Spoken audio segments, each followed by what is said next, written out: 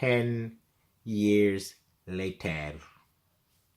What's up guys, your boy Richard back again with another video. I'm sorry I've been away for a while.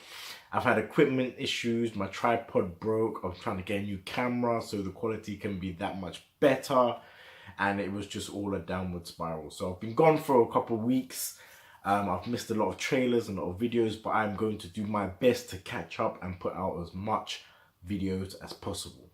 Today we are going to be reviewing Marvel's Ant-Man and the Wasp. For those who haven't seen it yet, because I haven't heard a lot of people talking about it in the UK yet, this is a spoiler-free video. No spoilers, you're safe. So without any further ado, let's get straight into it.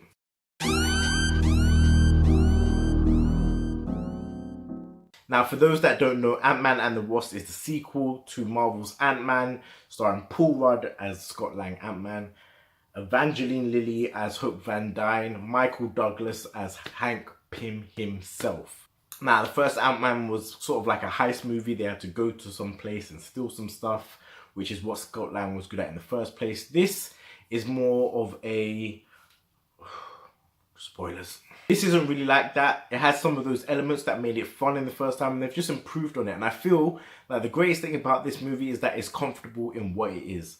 It knows what it is. It's found its little niche, and now it's just playing to its strengths, which it was just amazing to see. As usual, Paul Rudd was amazing as Scott Lang. He was funny when he needed to be. He was dopey and clumsy when he needed to be.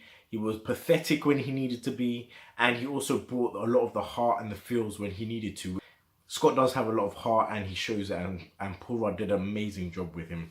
Evangeline Lilly killed it as the Wasp, killed it. You could see why she was always trying to be the person that first wore the suit in the first movie. You could see why she thought she was better qualified. She is very, very good at what she does, and she probably should have been the first choice.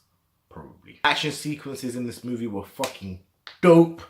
They've really managed to fine-tune the way that the characters can shrink and attack and grow. It was an art form. Like, it was crazy to see those fights.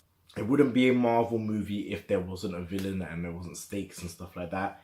This character, I don't feel like suffers under the curse of previous Marvel movies where the villain is very one-dimensional or doesn't get as much screen time or isn't as fully developed as certain other characters.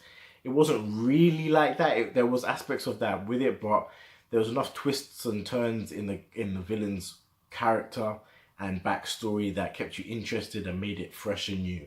Still just a very decent villain though, but not by any means the worst.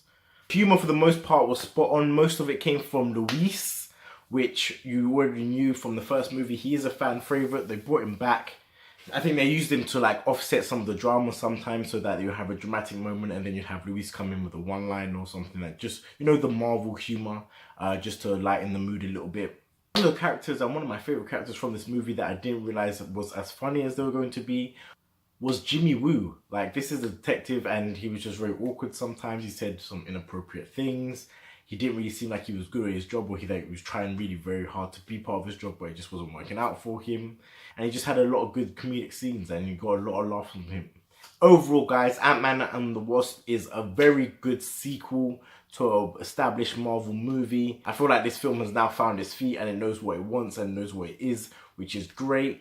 And I would give it an 8 out of 10.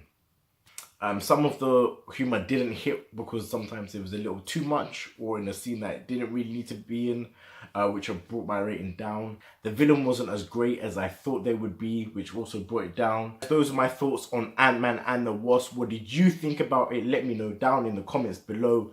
Please turn those post notifications on, leave a like and subscribe if you're new. And as usual, guys, I'll see you on the next one. Peace. Taylor about the fucking flex.